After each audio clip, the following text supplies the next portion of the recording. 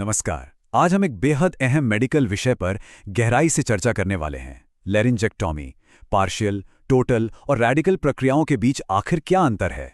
सुनने में ये शब्द काफी भारी भरकम लगते हैं ना? लेकिन आज हम इन जटिल सर्जिकल और जीवन शैली से जुड़े बदलावों को बिल्कुल आसान और बोलचाल की भाषा में डिकोड करेंगे। इस सफर में हम सबसे पहले इन प्रक्रियाओं का बुनियादी मतलब समझेंगे, फिर धीरे धीरे पार्शियल, टोटल और रैडिकल लैरिंजेक्टमी की बारीकियों को जानेंगे और अंत में सबसे महत्वपूर्ण हिस्से यानी रिहैबिलिटेशन और रिकवरी पर बात करेंगे। तो चलिए शुरुआत करते हैं इन लैरिंजेक्टॉमी प्रक्रियाओं की एक बड़ी तस्वीर को समझने से, ताकि आगे की बातें बिल्कुल स्पष्ट हो जाएं। असल में जैसे जैसे सर्जरी का दायरा बढ़ता है, मरीज के शरीर पर इसका असर भी उतना ही गहरा होता जाता है। जरा सोचिए, पार्शियल सर्जरी में केवल प्रभावित हिस्से को हटाया जाता है, जिससे प्राकृतिक आवाज और सांस लेने का रास्ता काफी हद तक बच जाता है। लेकिन टोटल और रैडिकल प्रक्रियाओं तक आते आते पूरा का पूरा स्वर यंत्र यानी वॉइस बॉक्स ही निकाल दिया जाता है।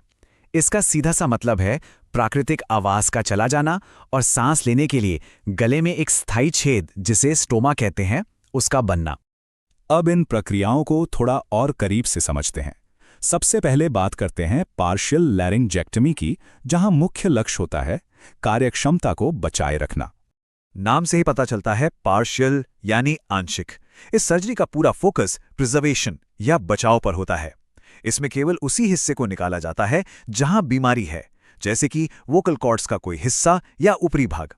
कोशिश यही रहती है कि गले की सामान्य संरचना और काम करने का तरीका जितना हो सके सुरक्षित रहे। लेकिन ध्यान देने वाली बात यह है कि यह बचाव वाला तरीका हर स्थिति में संभव नहीं है। यह विकल्प मुख्य रूप से उन मरीजों के लिए है जिनमें बीमारी की पहचान बिल्कुल शुरुआती चरण में हो जाती है या जब ट्यूमर बहुत छोटा हो और एक ही जगह तक सीमित हो। यहाँ एक बहुत ही बारीक क्लिनिकल समझौता देखने को मिलता है। फायदे की बात करें तो मरीज की आवाज और निगलने की क्षमता काफी हद तक बची रहती है और गले में कोई स्थायी छेद नहीं करना पड़ता। लेकिन दूसरी तरफ कुछ जोखिम भी हैं, जैसे खाते पीते समय भोजन के फेफड़ों में जाने का खतरा रहता है। और क्योंकि कुछ मूल ऊतक वहीं छोड़ दिए जाते हैं, इसलिए भविष्य में ट्यूमर के वापस आने की थोड़ी संभावना हमेशा बनी रहती है। इस क्रम में आगे बढ़ते हुए अब हम टोटल लैरिंजेक्टमी पर आते हैं, जो सच में एक बहुत बड़ा और स्थायी बदलाव है। टोटल लैरिंजेक्टमी में पूरे स्वर यंत्र को ही शरीर से हटा दिया जाता है। ये कोई छोटी बात नहीं है। शरीर की एनाटॉमी पूरी तरह से बदल जाती है। श्वास नली अब मुंह और नाक से हमेशा हमेशा के लिए अलग हो जाती है, यानी सांस लेने का प्राकृतिक रास्ता पूरी तरह से नया रूप ले लेता है। इस बात की गंभीरता को समझना बहुत जरूरी है। प्राकृतिक आवाज का पूरी तरह से खो जाना और सांस लेने के लिए गर्दन में एक स्थायी स्टोमा का बन जाना, ये सिर्फ एक मेडिकल प्रक्रिया नहीं है। ये एक इंसान के जीवन को जड़ से बदल देने वाली घटना है, जिसके लिए गजब की मानसिक मजबूती और हिम्मत चाहिए। जाहिर है, इतने बड़े बदलाव वाला कदम तभी उठाया जाता है जब स्थिति गंभीर हो, जैसे कि कैंसर एडवांस स्टेज में पहुंच चुका हो, बार बार लौट कर आ रहा हो, या फिर जब रेडिएशन थेरेपी जैसे पिछले सभी इलाज बेअसर हो चुके हों। ऐसे समय में ये सर्जरी एक महत्वपूर्ण जीवन रक्षक विकल्प बन जाती है। इन मरीजों के लिए हकीकत काफी कठिन होती है। हाँ, रोगग्रस्त हिस्से को पूरी तरह से हटा देने से कैंसर पर शानदार नियंत्रण मिलता है, जो कि सबसे बड़ा फायदा है। लेकिन इसकी कीमत बहुत भारी चुकानी पड़ती है। हमेशा के लिए आवाज का चले जाना, स्टोमा की देखभाल को अपनी दिनचर्या का हिस्सा बनाना और इन सब के साथ आने वाला भारी मनोवैज्ञानिक दबाव, ये एक बिल्कुल नई जिंदगी जीने के तरीके को अपनाने जैसा है। अब बात करते हैं सबसे आक्रामक और व्यापक हस्तक्षेप की, यानी रैडिकल लैरिंजेक्टमी। यहां सर्जरी का दायरा अपने चरम पर होता है। इस प्रक्रिया में सिर्फ लैरिंग्स ही नहीं निकाला जाता, बल्कि आसपास के ऊतक, मांसपेशियां, लिम्फ नोड्स और कई बार तो फेरिंग्स या थायराइड के हिस्से भी हटाने पड़ते हैं।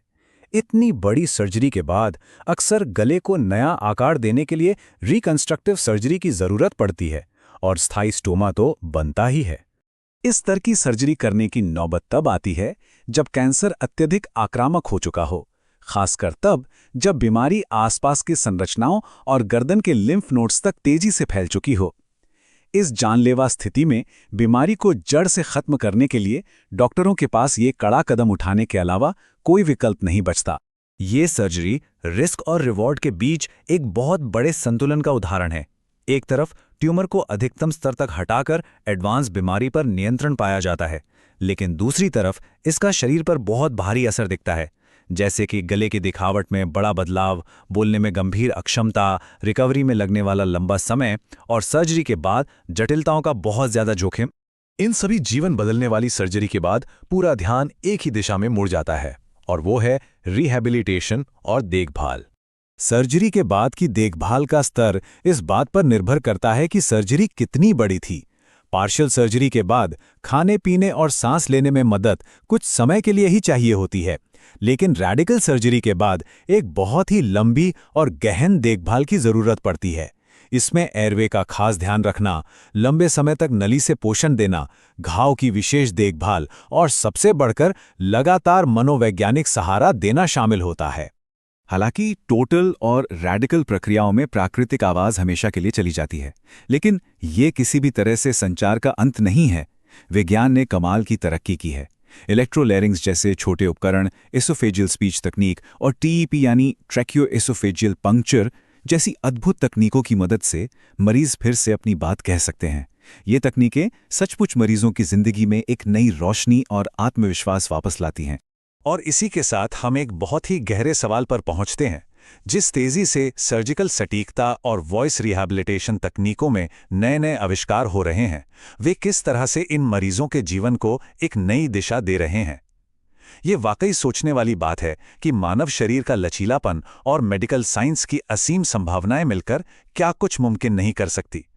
इतनी बड़ी शारीरिक चुनौती के बावजूद जीवन को पूरी गरिमा और संचार के साथ फिर से जिया जा सकता है। इस अहम विषय को समझने के लिए, साथ बने रहने के लिए बहुत बहुत धन्यवाद।